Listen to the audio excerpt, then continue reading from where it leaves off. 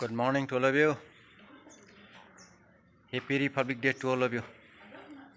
मैंने आज का दिन में 26 जनवरी में रिपब्लिक मतलब हमारा देश का जो भी कॉन्स्टिट्यूशन है, इसको ये कॉन्स्टिट्यूशन जो भी ड्राफ्ट है इसको सबसे पहले माना गया है, इसलिए इसको republic day based on constitution doctor Baba Saheb Ambedkar का जो इंडियन कॉन्स्टिट्यूशन बनाया है, आज के दिन में इसको पूर्ण रूप से इस्तेमाल किया गया। इसलिए आज 26 जनवरी रिपब्लिक डे जो है, इसमें मेरी फेसबुक फैमिली सबको बधाई देना चाहता हूँ, ताकि हम देश की जो भी प्रगति है, प्रगति के ओर से सब भी ध्यान रख के आगे बढ़े।